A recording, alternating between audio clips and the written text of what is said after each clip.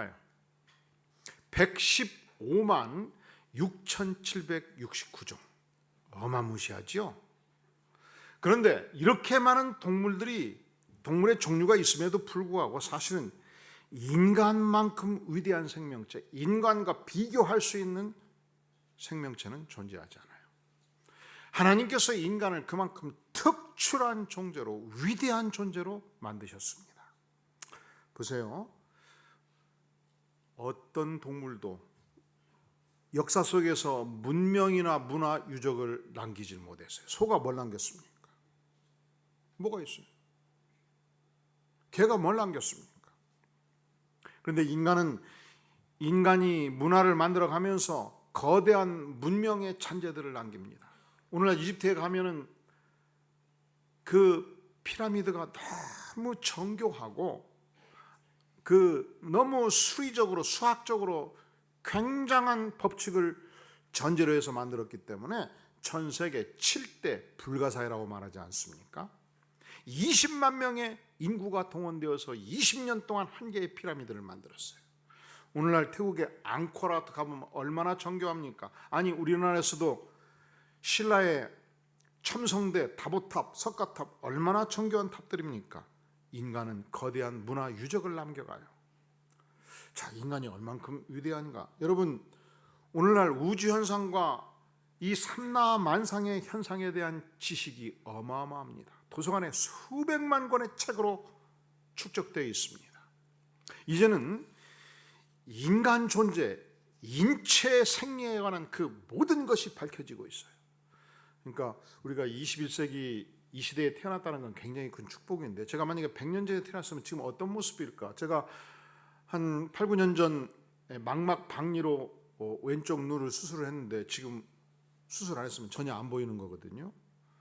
이틀 전 그 유사한 현상이 오른편에 일어나가지고 망막 박리 전 단계가 망막 열공, 망막 천공 단계인데 구멍이 뚫려서 창호지가 내려가는 거예요.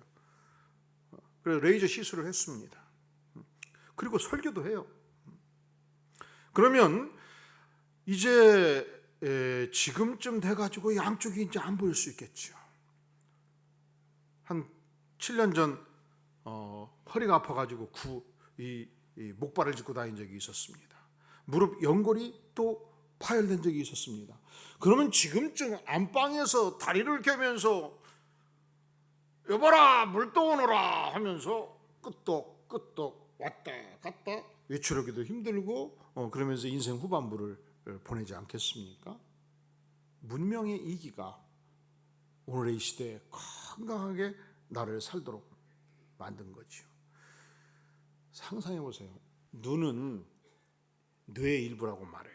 왜냐하면 눈 앞쪽이 각막이고 눈 뒤쪽이 망막이잖아요. 그 망막과 바로 뇌가 연결되어 있어요.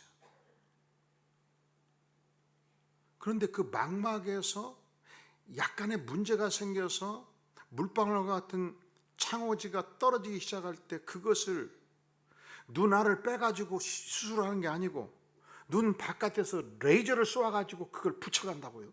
이 대단한 기술 아닙니까? 어떻게 감동이 없어요?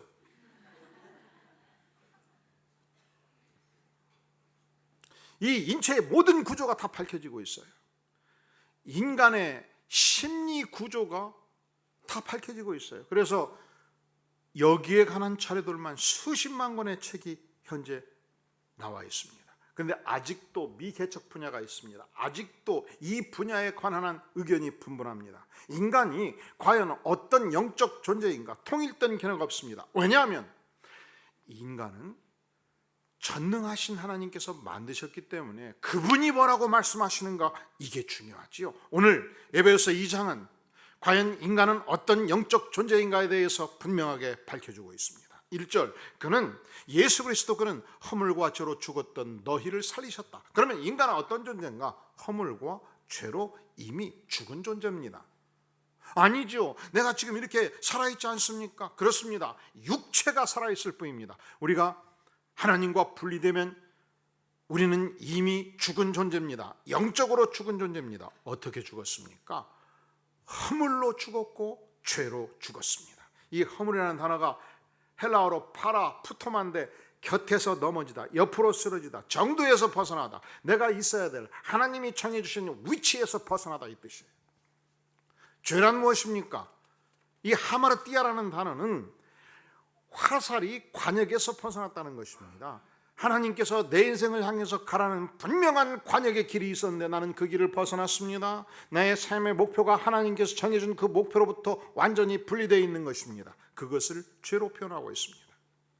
자, 하나님을 떠난 인간의 영적 본질은 무엇인가?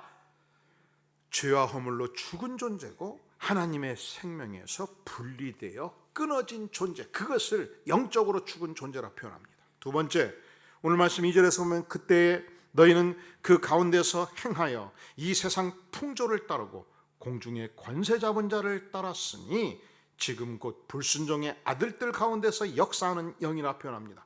인간의 영적 존재가 어떤 존재인가? 공중의 권세 잡은 자, 사단, 마귀에 의해서 사로잡혀 있는 존재, 마귀에 의해서 휘둘리는 존재라고 말해요. 사단이 인간 심정 안에 죄를 심으면 죄가 우리를 지배합니다. 사단이 인간 심장 안에 세상에서 중요한 것은 돈이다, 세상에서 중요한 것은 권세다, 그렇게 가르치면 내가 나의 자유로 산다고 생각했지만 돈독에 빠지고 권세 욕에 빠지는 것입니다. 사람들은 다 자유로 살아가죠. 내가 결정했고 내가 생각했고 내가 내 뜻 따라 인생을 살았는데 한참 살다 보면요, 아니에요. 사단이 내 인생을 지배합니다. 사단이 내 인생을 휘두릅니다. 우리가 왜 전능자 하나님을 믿고 따라야 되느냐? 우리가 하나님을 믿고 따를 때, 성령의 충만을 받을 때 사단의 지배로부터 벗어나서 하나님이 원하시는 삶의 영역으로 들어갈 수 있기 때문에 그렇습니다. 자, 인간의 영적 존재가 어떤 존재인가? 우리 3절 말씀 한 목소리로 같이 봉독해 볼까요? 시작. 전에는 우리도 다 그 가운데서 우리 육체의 욕심을 따라 지내며 육체와 마음에 원하는 것을 하여 다른 이들과 같이 본질상 진노의 자녀이었더니, 자, 우리가 하나님과 분리되었을 때 우리는 어떤 존재인가? 육체의 욕심을 따라 행한다, 그렇게 표현하고 있습니다. 우리가 물욕에 빠져서 행하지요. 우리가 교만을 떨지요. 그리하여 전능자 하나님 앞에 서볼 때 본질상 진노의 자녀로서 규정된다는 것입니다. 하나님을 떠났습니다. 하나님을 무시했습니다. 하나님을 경홀히 여겼습니다. 그리하여 하나님의 진노를 우리 머리 위에 쌓는 인생이 된 것입니다. 성경이 말하는, 전능하신 하나님이 말하는 인간의 영적 본질은 아주 분명합니다. 우리가 하나님을 떠났을 때 허물과 죄로 죽은 인생이었습니다. 사단의 영에, 마귀의 영에 사로잡힌 인생이었습니다. 육체의 욕심, 물욕에 사로잡힌 인생이었습니다. 그리하여 육체는 살았으나 영원히 죽은 존재, 본질상 하나님 앞에서 진노의 자식이라 규정받은 존재, 그게 인간이에요. 여러분이 만약에 지금까지 성인이 되어서 수영을 하지 못한다면 가능한 한 깊은 물속에 물놀이를 하면 안 돼요. 왜냐하면 결코 내 스스로 물 밖으로 나올 능력이 없기 때문에. 여러분, 전재용 선장이라고 기억하나요? 참치 원양어선 선장이었습니다. 지금으로부터 32년 전 1985년도 11월 14일 오후 4시경 남중국해를 지나고 있었습니다. 부산을 향해서 가고 있었습니다. 광명 87호를 이끌고 있었습니다. 그런데 SOS 타전이 들어온 거예요. 우리는 난파선에 있습니다. 구조해 주십시오. 그런데 문제는 눈이 보이는 곳에서 지나가고 있었는데 이 허름한 배가 거의 파손되어 가고 있었고 96명의 사람들이 뒤엉켜가지고 죽어가고 있었습니다. 본사에 타전을 합니다. 이런 배가 있는데 우리가 구출하면 되겠습니까? 구출하지 말라. 즉각 부산항으로 와라. 그래서 그냥 부산항을 향해서 계속 항전한 거예요. 그런데 양심에 걸렸던 거죠. 저들은 죽어가고 있는데. 나중에 구출된 후 난민 대표였던 피터 누에는 이런 증언을 합니다. 사람들은 굶주려서 병약해서 이제 서서히 죽어가는 상태에 있는데 마침 첫 번째 선박이 지난 거예요. SOS를 타자는 거예요. 움직일 수 있는 모든 사람들이 옷을 흔들어대면서 구출을 요청했어요. 꿈쩍 않고 지나가버린 것입니다. 그렇게 10척의 배가 지나갔습니다. 15척의 배가 지나갔습니다. 24척의 배가 지나갔습니다. 25척의 배가 지나갔습니다. 26번째 배가 지나갈 때, 우리는 이렇게 죽는구나. 살 길이 없다. 그런데 배가 저 끝에서 사라져가는데 배가 뱃머리를 돌리기 시작했습니다. 다시 우리를 향하여 오기 시작했습니다. 전재용 선장은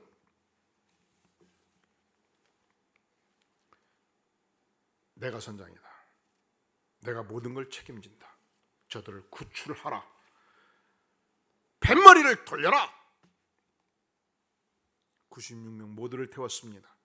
죽어가는 환자와 노인들을 선장실에 초치를 해서 지극정성으로 돌보았습니다. 아픈 여성들과 아이들은 선원 침실에 숙소를 내어주었습니다. 단 열흘분의 식수와 식량밖에 없었는데 모든 선원과 그리고 베트남 난민들 96명이 함께 나누어 먹고 드디어 부산항에 도착한 것입니다. 이 난민들은 난민 수용소에서 1년 반 동안 거주한 뒤에 대부분 세계로 흩어졌습니다. 특히 미국으로 많이 들어갔지요.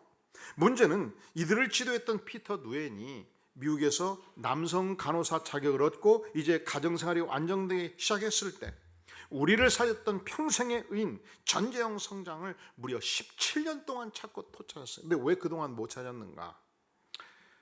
드디어 17년 후 서로 연락이 되었을 때 피터 누엔에게 전재용 선장이 이런 편지를 써요.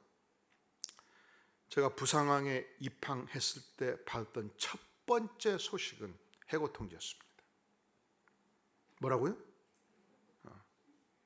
그리고 두 번째, 정부 당국으로부터 혹독한 조사를 받았습니다.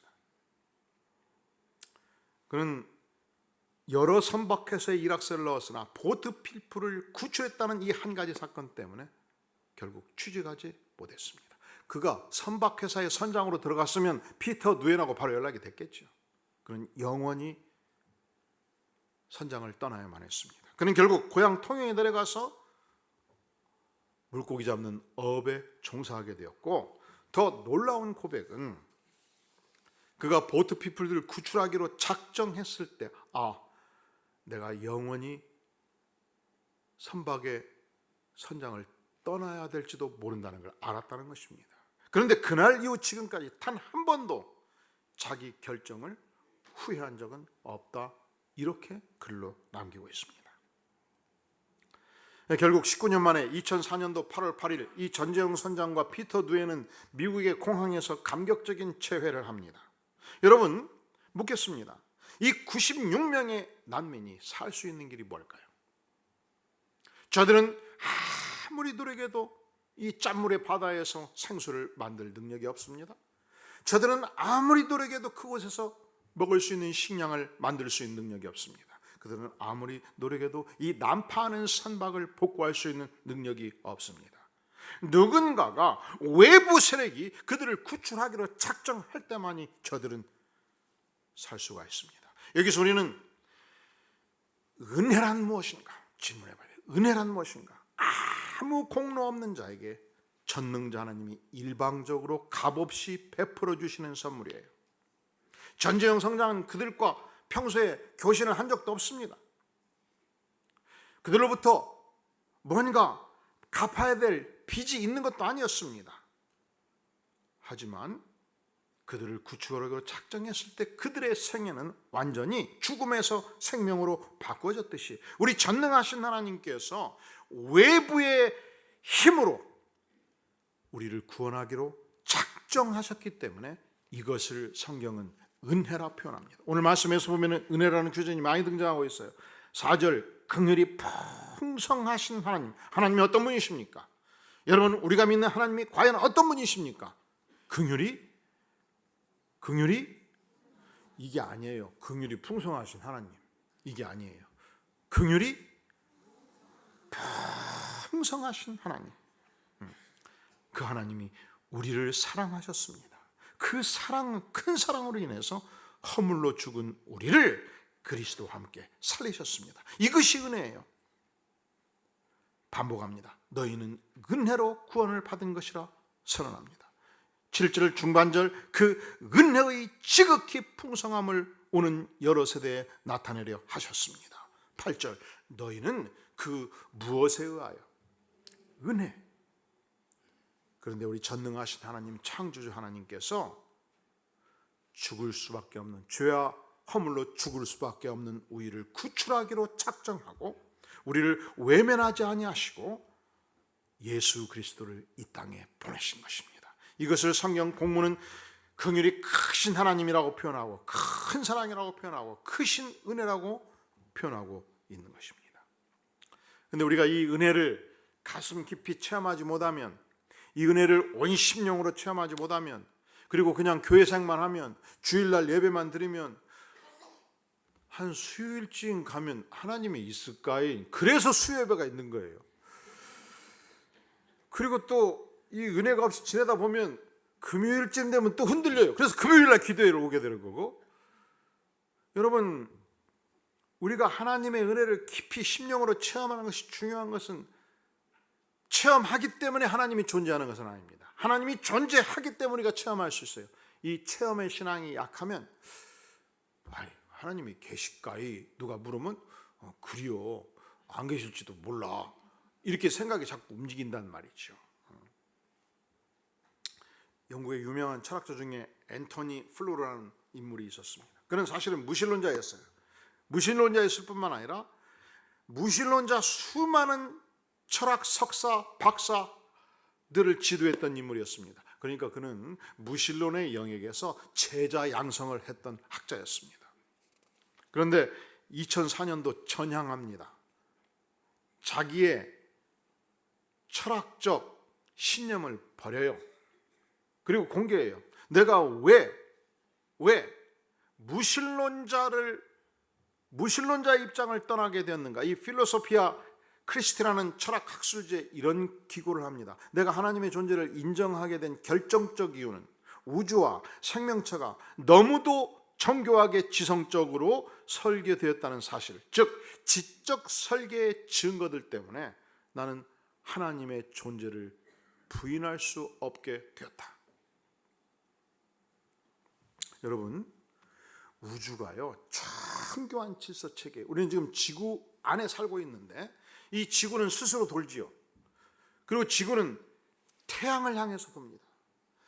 지구 스스로 도는 걸 자전이라고 하면 이 속도가 어떻게 되는가? 시간당 1600km로 돌고 있어요. 이 속도가 어떤 속도인가? 여러분이 자동차를 몰고 경부고속도로 들어갈 때 100km로 달리지 않습니까? 그 속도의 16배. 놀라지 마세요. 공전은 상상을 초월해요. 이 우주 공간에서 태양을 중심으로 지구가 1년에 한 바퀴를 도는데 그 속도가 얼만큼인가? 시간당 10만 킬로. 그러니까 경부고속도로를 100km로 달릴 때 그 속도의 1000배로 지금 지구가 공전하고 있어요. 그런데 사고가 안 나요. 그런데 우리는 평화롭게 지금 예배를 드리고 있어요. 얼마나 놀라운 일입니까? 제가 우리 교우들을 존경하는 중요한 이유 중에 하나는 아무리 놀라운 일을 얘기해도 놀라지 않다는 사실. 이 대단한 일 아닙니까? 여러분, 생명체 안에 놀라운 질서와 복잡성이 있습니다. 인간의 몸을 형성하는 세포가 약 60개조인데 세포 하나를 현미경으로 관찰해도 서울시보다 더 복잡한 구조가 있다는 거예요. 그런데 이 세포가 연결되어서 내 삶을 지탱하도록 만들어줍니다. 얼마나 놀라운 일입니까? 또한 이 생명체 안에는 굉장한 지적 특성을 갖습니다. 우리가 이곳에서 예배를 드릴 때 안심하고 예배를 드릴 수 있는 것은 이 900평에 달하는 건축물이 결코 쉽게 무너지지 않으리라는 믿음 때문에 그래요. 그리고 이 건축물을 건축할 때 그냥 한 게 아니죠. 약 1년에 걸쳐서 젊은 설계사가 설계를 했어요. 200페이지 설계 도서를 5권을 만들었어요. 그리고 모든 측면, 지금 우리가 교회 보면은 이 좌우로 움직이는 보와 기둥들이 다 건축 전문가에 의해서 이 건물 전체의 무게를 지탱할 수 있는 기본 설계를 통해서 만들어낸 것입니다. 그런데 놀라지 마세요. 김경섭이라는 한 인물의 육체 안에 그 지적 설계도가 이 건물 수천 개와 바꿀 수 없을 만큼 정교한 설계도를 가지고 있는 것입니다.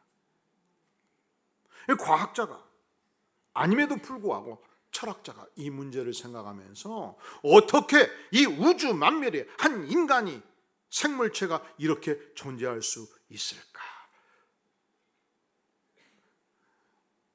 김경섭의 머리카락 하나, 손톱 하나, 발톱 하나, 피부 하나를 떼어내도 김경섭이라는 인간 전체의 DNA가 다 들어있는 거예요.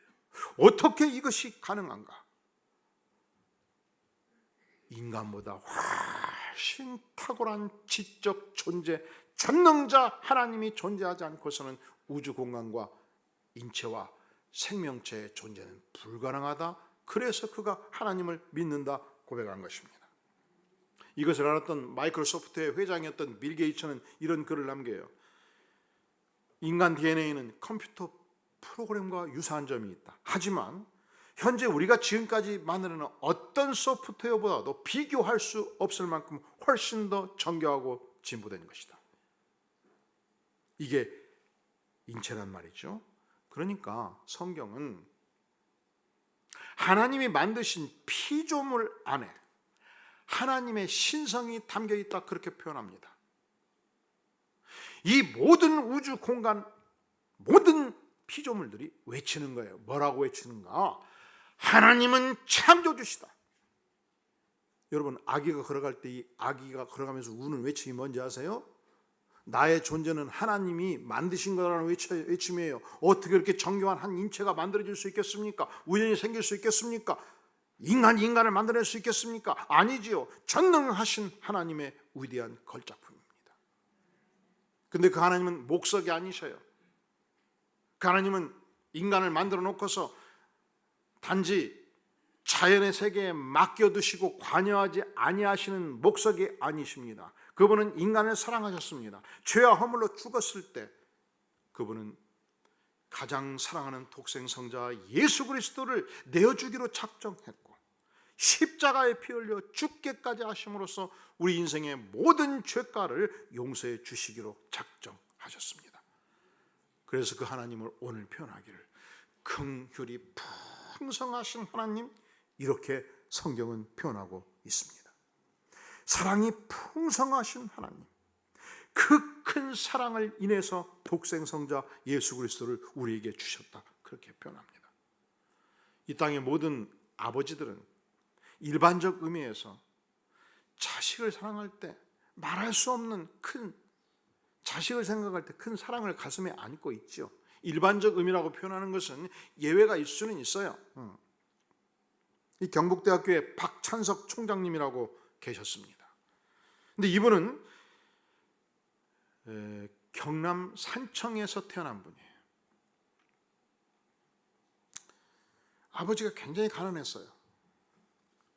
처가살이를 했어요.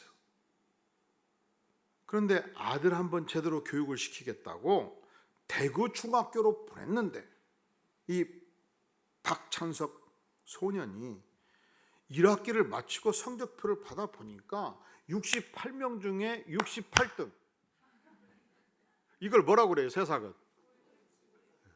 꼴찌. 그런데 아무리 생각해도 그렇게 가난한 아버지가 소장농 하면서 겨우 돼지 한 마리 키워가면서 뒷받침을 했는데 이걸 어떻게 아버지께 내버릴 수 있겠는가? 그래서 칼로 68을 지우기 시작합니다. 그리고 2를 딱 쓴 거예요. 그때는 다 성적표를 손으로 썼으니까. 아버님, 이번 학기 성적표입니다. 이렇게 보고 저렇게 보더니 고생했다, 훌륭하다. 그리고서 동네 방네 다니면서 자랑을 해댄 거예요. 우리 아들은 이번에 1등 했지? 네. 근데 어느 날 동네 친구들 오고 강가에 가서 모욕을 하고 집에를 딱 돌아보니까 한 마리밖에 없는 돼지를 잡아가지고 동네 모든 사람을 불러놓고 잔치를 베푼 거예요. 우리 아들 1등 했다고. 너무 충격을 받아가지고 다시 강가에 가서 물속에 들어가가지고 내가 죽어버려야지. 내가 인간이냐. 숨을 안 쉬고 죽으려고 작작했는데 죽을 때쯤 오면 쑥 올라오는 거예요. 죽을 때쯤 오면 쑥 올라오고 머리통을 치면서 아이고 이 자석 인간도 아니다. 그리고는 그냥 대구로 올라가가지고 용맹정진 공부해서 17년 만에 드디어 대학 교수가 된 거예요. 할렐루야. 아들이 이제 중학교 입학을 했는데 아들하고 아버지하고 할아버지한테 간 거지요. 그리고 이제 양심에 걸리잖아요. 양심에 아무리 생각해도 내 죄는 내가 알렸다. 아버지, 사실은 고백할 말이 있습니다. 얘기하거라. 제가 중학교 1학년 때요 1등 한 적이 있었잖아요. 딱 그러니까 아버지가 딱 아들 손을 잡으면서 아들아 그만해라. 손자 민우가 듣는다. 나 다 알고 있었다. 이미 아버지는 아들이 성적 고친 거 다 알고 있었어요. 아들이 정신 차리라고, 아들이 충격받고 일어서라고, 그렇게 아들을 혼내지를 않고 참치를 벌린 거예요. 여러분, 우리 전능하신 하나님께서 우리의 연약함, 우리의 허물, 우리의 죄가 다 알고 있었습니다. 그럼에도 불구하고 우리가 충격받고 구원받으라고, 우리가 크신 하나님의 은혜를 깨우치라고, 긍휼이 풍성하신 하나님 앞에 돌아오라고 가장 사랑하는 독생성자 예수 그리스도를 십자가에 피 흘려 죽기까지 내어 주신 것입니다. 여러분, 혹시 인생을 살면서 한때 여러분의 아버지가, 여러분의 어머니가 여러분을 향해서 상처를 준 것 때문에 아파하는 부분이 있습니까? 분명히 여러분의 부모님들이 실수할 수 있고 잘못할 수 있죠. 그러나 마음속 깊은 곳에서는 자녀를 향한 끝없는 사랑이 있다는 걸 잊어서는 안 됩니다. 그런데 우리 하나님은 우리 육친의 부모가 베풀어주는 사랑에 수천만 배 큰 사랑으로 우리를 사랑하셨고, 우리가 이 십자가의 은혜 앞에 돌아오기를 원하고 우리를 구원받는 백성으로 삼기를 간절히 원하십니다. 자, 그렇다면 이 구원의 영광 속에서 하나님의 베풀으신 이 위대한 은혜 앞에서 우리가 해야 될 일은 무엇일까요? 오늘 여러분들이 예배를 마치고 5층에 가면 맛있는 음식이 준비되어 있을 것입니다. 그때 우리가 해야 할 일이 뭘까요? 여러분, 잔치집에 가면 먹어야 좋은 음식들이 내 것이 되는 것입니다. 우리 하나님께서는 우리를 위해서 위대한 구원을 베풀어 주셨습니다. 은혜의 천국 잔치를 준비해 주셨습니다. 여기서 우리가 해야 할 일은 무엇일까요? 오늘 말씀 8절에 보면 너희는 그 은혜에 의하여 무엇으로 말미암아? 믿음으로 말미암아 구원을 받았으니. 그렇습니다. 믿겠습니다. 창조주 하나님께서 예수 그리스도 독생자를 십자가에 내어주심으로 나를 구원해 주신다고 말씀하시니 제가 이 말씀을 믿고 구원의 영광에 참여하겠습니다. 이 믿음이 있을 때 구원이 임한다고 성경은 분명하게 말씀하고 있는 것입니다.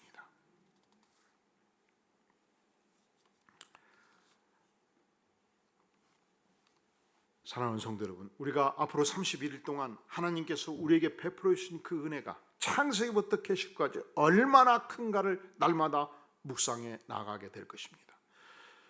평생 내가 이 큰 은혜를 받은 존재로서 살아가는 모멘텀이 될 것입니다. 이 말씀이 여러분의 심령에 날마다 박혀서 평생을 살아가는 자양분이 되기를 간절히 주의 이름으로 축원합니다. 머리 숙여 기도하겠습니다. 이 시간 전능자 하나님이 우리의 마음을 두드립니다. 아직까지 교회 생활했음에도 불구하고 마음의 문을 열지 않고 믿음을 거부했던 분들이 있습니까? 아직까지 신앙생활하면서 교회 마당만 밟았던 분들이 있습니까? 이 시간 주께서 여러분의 마음의 문을 두드리십니다. 우리가 마음의 문을 열고 예수님 오시옵소서, 제가 믿음으로 받아들이겠습니다 고백하면 우리 주님께서 우리 인생의 모든 허물과 죄가를 용서하시며 진노의 자식이었던 우리 인생의 죄가를 용서하시며 하나님의 백성으로 삼으시겠다 말씀하십니다. 이 시간 내 인생 최초로 예수님을 구세주로 영접하기를 원합니다. 나를 받아주시옵소서. 이렇게 믿음으로 고백하며 화합하며 나아가기를 원하시는 분들 모두 눈을 감아주시고 오른손을 가슴에 올려주십시오. 주께서 부르십니다. 구원하기를 원하십니다. 그리고 이 놀라운 은총을 베풀기를 원하십니다. 모두 저를 따라 기도하시겠습니다. 주님 감사합니다. 죄 많은 인생 용서해 주시고 은혜와 긍휼을 베풀어 주시니 진실로 감사합니다. 앞으로 한 달 동안 이 은혜 충만을 체험하기를 원합니다. 성령께서 임하여 주시옵소서. 예수님의 이름으로 간절히 기도하옵나이다. 아멘. 주님 감사합니다. 이 시간 주 앞에 고백하며 나아가는 백성들의 심령 안에 충족한 은혜를 베풀어 주시옵소서. 우리가 율법으로 살 것이 아니요 우리가 내 의지로만 살 것이 아니요 하나님의 은혜를 체험하며 하나님의 개입하시는 은총 속에 강한 삶을 살기를 간절히 원하오니 성령 하나님 만 백성에게 임하여 주시옵소서. 모든 교우들에게 이 성령 충만의 은혜를 앞으로 한 달 동안 날마다 쏟아 부어 주시옵소서. 예수님의 이름으로 간절히 기도하옵나이다. 아멘.